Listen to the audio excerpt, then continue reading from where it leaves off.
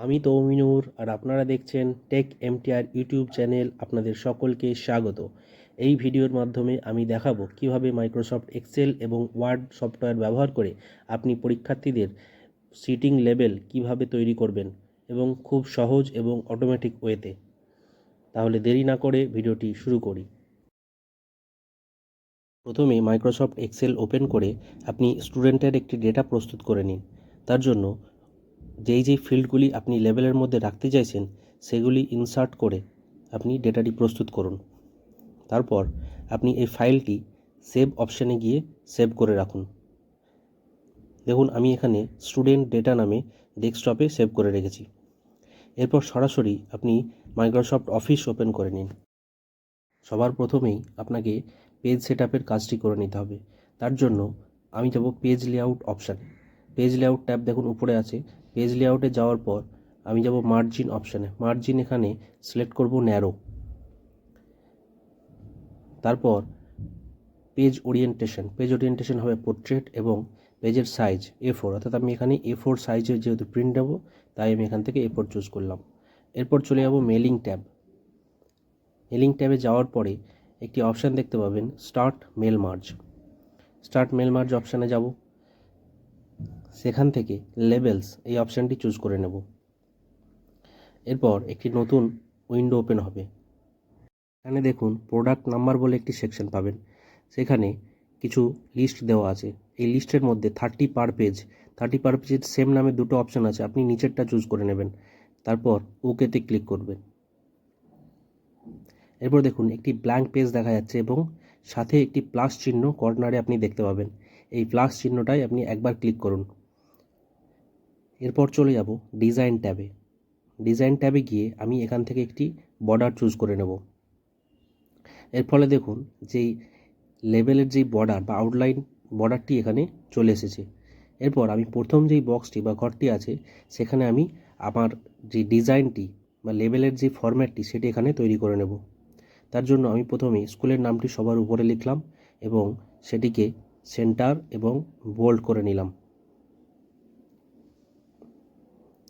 এর পরের লাইনে আমি লিখব কোন এক্সামের জন্য এই সিটিং লেভেলটি বানানো হচ্ছে, অর্থাৎ এক্সামিনেশন নেম। এখানে লিখছি অ্যানুয়াল এক্সামিনেশন 2023।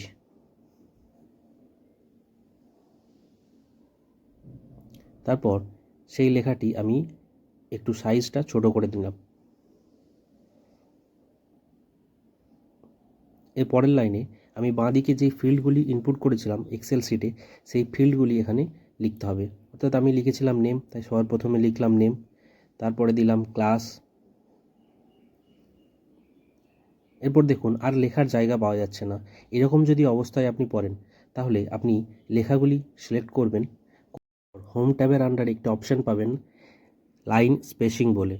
এটি ওপেন করে এখানে নিচে আছে রিমুভ স্পেস বিফোর প্যারাগ্রাফ, এই অপশানটি ক্লিক করে দিন। দেখুন মাঝে যে স্পেসগুলো ছিল সেগুলো রিমুভ হয়ে গেছে, এর ফলে অনেকটা জায়গা পাওয়া গেছে। এরপর লিখব সেকশন, তারপর সবার শেষে রেজিস্ট্রেশন নাম্বার। এখন আমার ফরম্যাটটি তৈরি হয়ে গেছে। এরপর আমি চলে যাব সরাসরি মেলিং ট্যাবে। সেখানে যাওয়ার পর একটি অপশান আছে আপডেট লেভেলস, এই অপশানটি ক্লিক করব। এর ফলে কী হলো, বাকি যেই ঘরগুলি ছিল সেগুলিতে এই সেম ফরম্যাটটি আপডেট হয়ে গেল। এর পরবর্তী কাজ হলো আমরা যে এক্সেল ফাইলটি তৈরি করে রেখেছিলাম ডেস্কটপে স্টুডেন্ট ডেটা নামে, সেটিকে এই ওয়ার্ড ফাইলের সাথে লিঙ্ক করব। তার জন্য আমাকে প্রথমে যেতে হবে সিলেক্ট রেসিপিয়েন্ট এই অপশানে। আপনি দেখতে পাবেন টাইপ নিউ লিস্ট এবং ইউজ এক্সিস্টিং লিস্ট, অর্থাৎ আপনি যেহেতু আগে থেকে এক্সেল ডেটাটি তৈরি করে রেখেছেন তাই আপনাকে চুজ করতে হবে ইউজ এক্সিস্টিং লিস্ট, নতুবা আপনি টাইপ নিউ লিস্ট করে নতুন লিস্ট এখান থেকেও ক্রিয়েট করে নিতে পারেন। আপনার এটাকে ডেস্কটপে সেভ করে রেখেছিলাম, সরাসরি চলে যাব ডেস্কটপে এবং দেখুন আমি সেভ করেছিলাম স্টুডেন্ট ডেটা নামে, তাই ফাইলটি সিলেক্ট করে নিলাম এবং ওপেন অপশানে ক্লিক করলাম। তারপর এখানে আপনাকে শিট নাম্বার শো করবে, শিট 1, 2, 3। আপনি যেই শিটে কাজ করে রাখবেন বা কাজটি সেভ করে রাখবেন সেই শিটটি এখান থেকে চুজ করুন, করার পরে ওকে অপশানে ক্লিক করুন। এর ফলে কী হলো, এক্সেল ফাইলটি ওয়ার্ড ফাইলের সাথে এখন লিঙ্ক হয়ে গেল। ফরম্যাটের মধ্যে যে ফিল্ডগুলি লেখা আছে তার পাশে কোন ডেটা এসে এখানে বসবে সেটি আমাকে চুজ করে নিতে হবে। এর জন্য আমি প্রথমে নেমের পাশে ক্লিক করে ইনসার্ট মার্জ ফিল্ড থেকে নেম চুজ করলাম।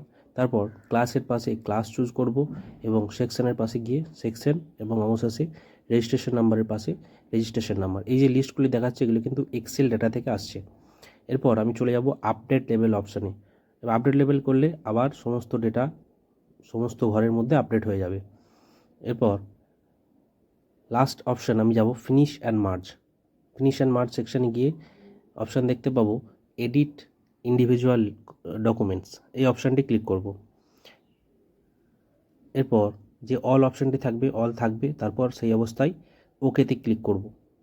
ওকে ক্লিক করলে দেখুন একটি নতুন ওয়ার্ড ফাইল ওপেন হবে এবং যেখানে এক্সেলের সমস্ত ডেটা কিন্তু প্রত্যেকটি ঘরে ঘরে আলাদাভাবে এখানে অটোমেটিক এখানে বসে যাবে। অর্থাৎ দেখুন খুব সহজেই কতগুলি স্টেপ ফলো করলে আপনি কিন্তু এভাবে এক্সামের সিটিং লেভেল প্রস্তুত করে নিতে পারেন। ভিডিওটি আশা করি খুব ভালো লেগেছে। ভালো লাগলে কাজের মনে হলে অবশ্যই একটি লাইক করবেন, সকলকে শেয়ার করবেন এবং চ্যানেলটি যারা এখনও সাবস্ক্রাইব করেননি অনুগ্রহ করে এটি সাবস্ক্রাইব করবেন। সকলকে অসংখ্য ধন্যবাদ।